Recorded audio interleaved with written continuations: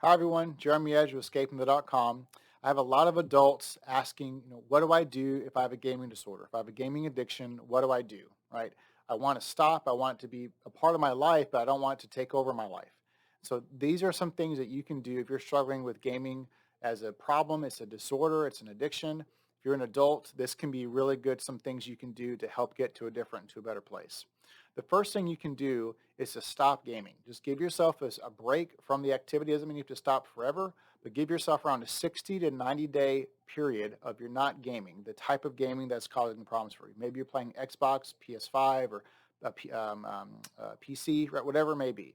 Stop that activity for around 60 to 90 days, a couple months or so. And then as you do that, redirect your online strengths your gaming strengths into something else. So it's a kind of a simultaneous stop and to move towards something else that's healthy. Use that time to engage in something else. Let's say maybe you like to play Minecraft. You love to build and be able to create a different world. Maybe you love to be able to problem solve and to use redstone to be able to build some really complex machines. Well, take that problem solving piece and maybe learn coding, learn something that's going to help add a lot of value to you where you can use the skills that you're enjoying within your gameplay into another aspect that can provide more health and value to your life. Again, learn kind of what type of gaming you're doing. If you like to play fast-paced ranked games, something like Valorant, Call of Duty, or League of Legends, go into something that's competitive, that's fast-paced. Maybe it's risky, that has a team aspect to it. You can start to play basketball at your local rec league, or be able to maybe get involved in rock climbing, something like that, where you can get better and better. You can start off, not very good, but get better and better and better, similar to a ranking system. You can practice one skill over and over again and get better with it. Also, some of those activities can be very physical, and they can help with exercise. Could be another really good thing at the same time. Another thing you can do is to change your environments. A lot of times we get into these habits that we don't want to get into from, we go home, we jump on our PC, we play these games, and we go to bed, kind of rinse and repeat. And so if you change up your environment where you come home and you still go back into your room, but you change up the room setup, maybe the PC is a very different, location entirely. Maybe the PC isn't there at all. Maybe change up your room where it's more inviting to read a good book or to be able to exercise or to hang out with your friends in another aspect. So try to change up your physical environment so you're not as triggered to go and to do the same problematic behavior you've done before. You can also change up your digital environment. If you've gotten into the habit of using the same computer or device for gaming, for fun, for pleasure, and then also for work, change that up where you have one device specifically for video games, for play and for recreation, then another one for work, for learning, for something that's just very different, right? So try to set up two different accounts, one for gaming and one for work. That way it can help differentiate and kind of separate yourself from that a little bit more.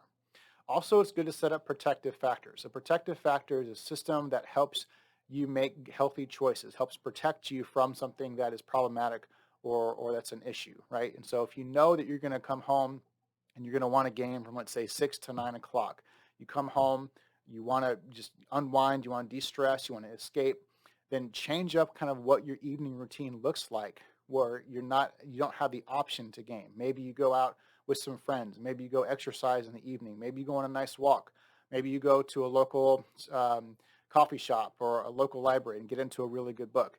You can change up physically where you go, and you just change up the environment, but you change up your evening to help you make that healthy choice of, well, I'm not going to game because I'm doing this other thing.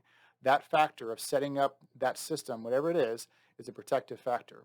Another thing you can do is to set up healthy relationships, improve your relationships.